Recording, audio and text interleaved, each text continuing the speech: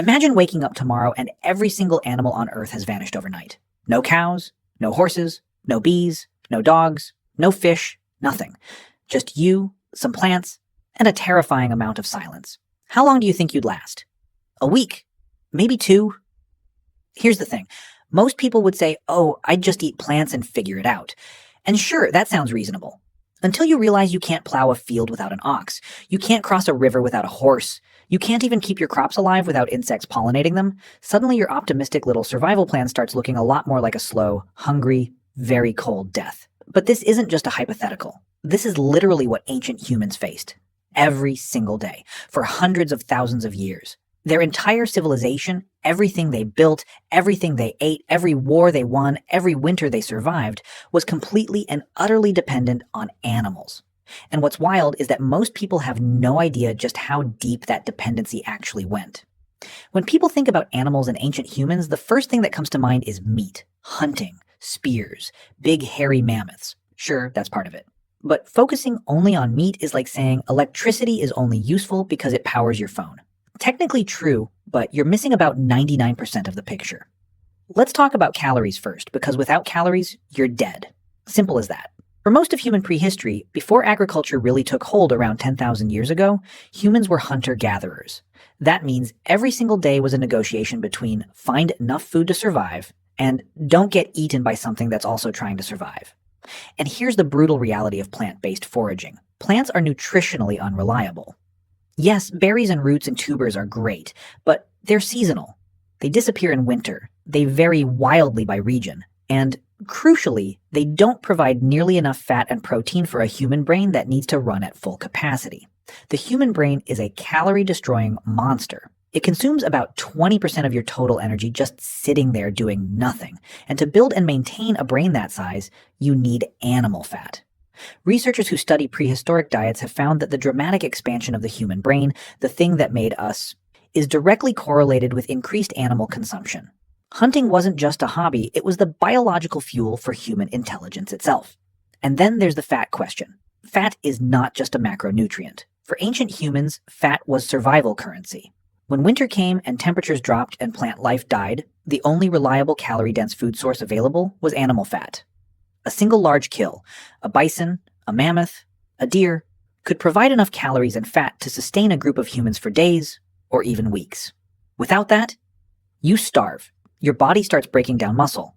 Your organs start shutting down. Your immune system collapses. And you die, probably while being very cold and very confused about where all the berries went. But here's where it gets even more interesting. It's not just about the meat itself. When ancient hunters made a kill, they didn't just eat the meat and walk away. That would have been insane wastage that no sane person living on the edge of survival would ever commit. They used everything. Bones, smashed open for marrow, one of the most calorie-dense foods that exists in nature. Bone marrow is basically nature's butter, rich, fatty, incredibly nutritious. And there's evidence that early humans were cracking open animal bones for marrow long before they even had sophisticated tools, like hundreds of thousands of years ago. Hides? That's clothing. That's shelter, that's bags for carrying things. Without animal hides, you cannot survive a winter in most of the northern hemisphere. You cannot insulate yourself sufficiently with plant material alone. Leaves are not a coat. Bark is not a blanket. Ancient humans knew this. Modern humans wrapped in their tech fabric puffer jackets have largely forgotten it. Sinew and tendons? That's rope. That's bowstring. That's the thread that holds your clothing together. Without animal sinew, you can't make a bow. Without a bow, your hunting range drops dramatically. Without hunting range, your food options collapse. It's a cascade. Stomach. And bladder, water containers, cooking pouches. Ancient humans figured out incredibly early that you could fill an animal's stomach with water and use it to transport liquid over long distances. You could drop hot stones into it to boil food. This wasn't cooking. This was engineering. Bones themselves, tools. Needles made from bird bones, hooks made from fish bones, blades made from animal ribs. Some of the most sophisticated early tools humans ever made were not stone. They were bone. Stone tools get a lot of press, but the bone tools, criminally underrated. Fat from animals, fuel for lamps. This one is huge and almost always forgotten. Without animal fat to burn, Ancient humans had no reliable light source in darkness. You cannot have a functioning society, you cannot have art, you cannot have planning, you cannot have complex social organization if everyone goes completely blind and helpless the moment the sun goes down. Animal fat lamps were literally the thing that extended productive human hours beyond daylight. In some ways, animal fat was the first electricity. Oh, and one more thing. Manure. Not exactly glamorous, but when you transition into early agricultural societies, animal manure becomes the primary fertilizer that keeps your crops alive. Without it, soil loses its nutrients and you get crop failure after crop failure until you're back to starving again. So, yes, poop was also civilization critical. You're welcome for that image. Around 10,000 to 15,000 years ago, something happened that fundamentally rewired the trajectory of human civilization. Humans started domesticating animals. Now, this sounds simple. Oh, they just decided to keep some animals around. No. No. This was not a casual decision. This was the most important strategic pivot in human history, and it happened gradually, messily, and with a lot of trial and error, most of which probably involved someone getting bitten. The first was the dog, and the timing here is deeply fascinating. Dogs were domesticated somewhere between 15,000 and 40,000 years ago. Estimates vary, from gray wolves. And think about why. Dogs gave ancient humans something extraordinary. An early warning system, a hunting partner, a herder, and eventually a guard. A dog's nose is so incomparably superior to a human's that having one in your group was essentially having a biological security camera that also helped you track prey. The groups that had dogs were immediately, dramatically more effective at surviving than the groups that didn't. Then came goats and sheep, around 10,000 years ago. Goats are the ultimate survival animal, by the way. They are extraordinarily hardy. They'll eat almost anything. They provide milk, meat, hide, and horn. If ancient humans had a Swiss Army knife in animal form, it was the goat. And milk, this needs its own moment. Milk was transformative, because milk means you have a continuous, renewable food source that doesn't require killing the animal. You can sustain your herd and still eat. That's a completely different economic logic than hunting, and it changed everything about how human settlements were structured. Then cattle. Then pigs. Then horses. And horses deserve their own entire section, honestly. But before we get there, let's talk about something that doesn't get nearly enough credit. The psychological and social effect of animal domestication. When humans started keeping animals, they didn't just get a food source. They got a buffer against uncertainty. Sudden famine, slaughter the livestock, harsh winter. The animals kept going even when the crops failed. Drought, move the herd. The whole concept of wealth in ancient agrarian societies was literally measured in animals. In ancient Sumeria, in ancient Egypt, in ancient Ireland, in ancient India, cattle were currency. Sheep were savings accounts. Your herd was your bank. This is why cattle raiding was such an enormous part of ancient warfare. You weren't just stealing food, you were robbing someone's entire economic system. If you had to pick one animal whose domestication most dramatically accelerated human civilization, the answer is almost certainly the horse. The horse was domesticated on the Eurasian steppe, probably around 3,500 to 4,000 BCE, and almost immediately it became a game changer in every domain of human life simultaneously. Warfare first. Before the horse, armies walked everywhere. An army that walks can cover maybe 25 to 30 kilometers a day on a good day. An army on horseback? Dramatically more. The Mongol armies, for example, could reportedly cover 100 kilometers or more per day at full gallop when necessary. The introduction of horses into warfare didn't just make armies faster. It completely restructured military strategy, supply lines, the concept of surprise attack, and ultimately which cultures and civilizations rose to dominance, and which ones got absolutely steamrolled. The chariot, essentially a horse-powered weapons platform, was the ancient world's equivalent of the tank.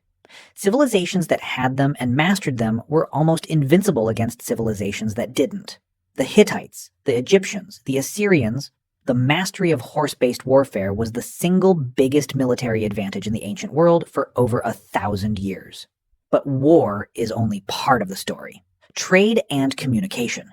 Before the horse, information traveled at walking pace. Goods traveled at walking pace. This meant that empires were limited in size because you can't effectively govern territory that's weeks of travel away.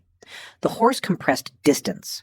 It allowed messengers to carry critical information faster, allowed merchants to move goods over longer distances, allowed imperial administrators to actually visit the edges of their territory before they died of old age.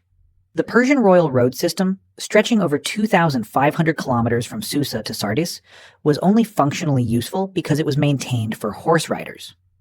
A road system built for walkers would have made it slightly more convenient to stroll very slowly to your death. Agriculture. Draft horses, larger, more powerful breeds developed specifically for farm work, could plow a field dramatically faster than oxen. They were faster, they covered more ground, and over time they allowed farmers to cultivate more land with the same workforce. More land, more food, more food, more people, more people, more civilization. The plow horse is one of the most underrated forces in agricultural history. And psychologically, the horse gave ancient humans something profound: speed as power. For most of human existence, humans were relatively slow animals. We're not the fastest. We're not the strongest. We don't have claws or venom.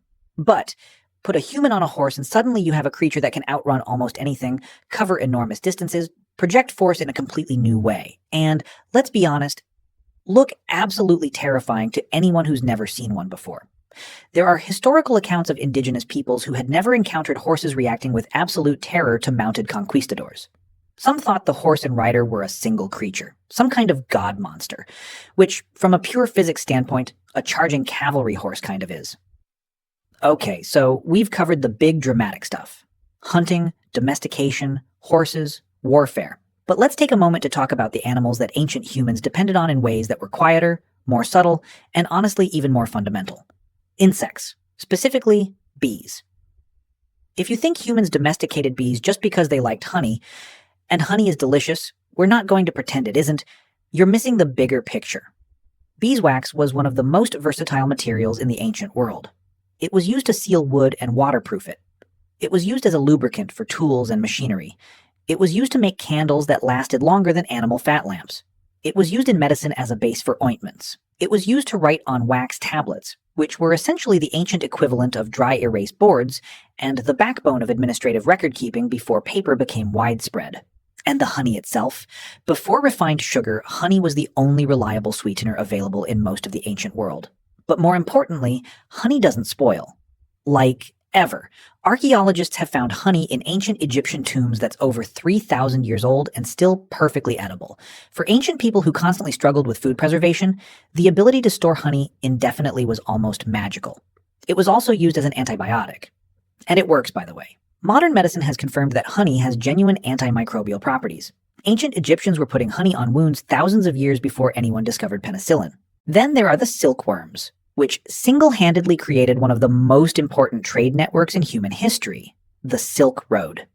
Literally named after the product of a caterpillar, the Silk Road connected China to Rome, moved not just silk but ideas, religions, diseases, technologies, and mathematics across entire continents for over 1,000 years.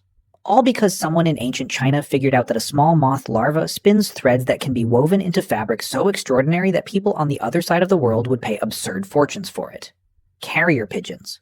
Before telecommunications, before radio, before the telegraph, if you needed to send a message over long distances quickly, you used a pigeon. Military commanders used them to coordinate troop movements. Merchants used them to communicate price changes before rivals could react. In World War I, not ancient history, but the principle is ancient. Carrier pigeons saved entire battalions by delivering messages when all other communication had broken down. One pigeon named Cher Ami famously delivered a message that saved nearly 200 trapped American soldiers despite being shot through the chest during the flight. A bird saved 200 people just doing its job. Oxen and donkeys. Unglamorous. Largely ignored in popular history. Absolutely essential. These animals were the trucks, the cranes, the forklifts, the construction equipment of the ancient world. Every pyramid block that was moved, every harvest that was carried to the granary, every heavy timber that was dragged to build a ship or a house or a temple, all of it was powered by these animals. The entire physical infrastructure of ancient civilization was built on their backs, literally. And now here's the part that most people don't think about. Ancient humans didn't just use animals. They worshipped them. And that's not a coincidence. When your survival is completely dependent on something, you don't just respect it, you elevate it. You mythologize it. You make it sacred. The ancient Egyptians had gods with animal heads, Anubis with the jackal's head, Horus with the falcon's head, Sobek with the crocodile. These weren't random. Each of these animals represented something the Egyptians genuinely depended on and feared and marveled at. The jackal was the scavenger, the creature that patrolled the boundary between life and death. The falcon had the sharpest eyes in the sky and was the ultimate symbol of royal power. The crocodile controlled the Nile, the river that gave Egypt its entire civilization. The bull, Apis, the sacred bull, was literally worshipped as a living god in ancient Egypt, treated with more reverence than most humans, because cattle were that central to survival. In Hinduism, the cow is still sacred today, and people sometimes mock this without understanding where it comes from.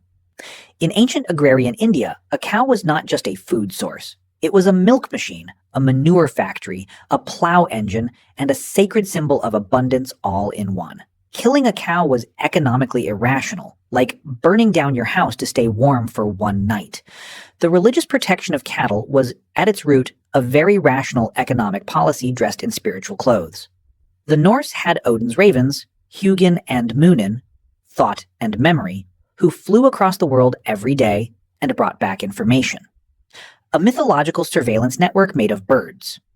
In a culture where information and intelligence were survival tools, of course the gods used ravens. The Native Americans of the Great Plains had the buffalo at the absolute center of their spiritual and material world. The buffalo provided food, clothing, shelter, tools, fuel, and spiritual meaning simultaneously. When the buffalo were systematically slaughtered by settlers in the 19th century, tens of millions killed in just a few decades, it wasn't just an ecological catastrophe.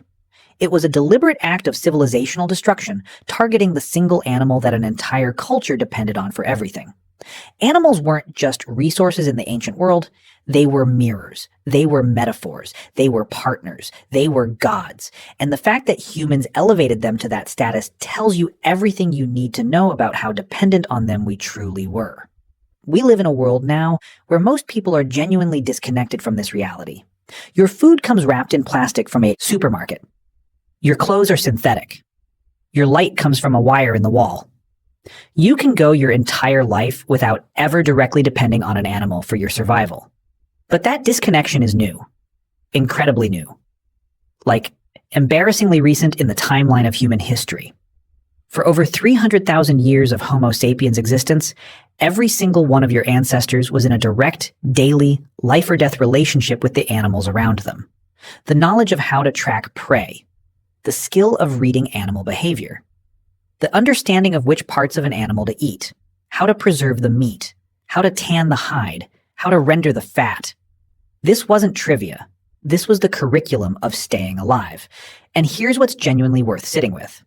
Every time you've ever been comfortable, every time you were warm, every time you weren't hungry, every time you had enough calories to think clearly about something beyond immediate survival, you were standing on the shoulders of a relationship between humans and animals that goes back further than language, further than art, further than civilization itself. The first alliance humans ever made wasn't with each other. It was with the animals. And in the most literal sense imaginable, that alliance is the reason you're here right now. The reason you can read, write, build, think, and ask existential questions about your place in the universe. Instead of shivering somewhere in the dark, desperately trying to figure out where the mammoth went, is because somewhere along the line, your ancestors figured out that they needed animals more than they could ever fully repay. And honestly, that's kind of beautiful.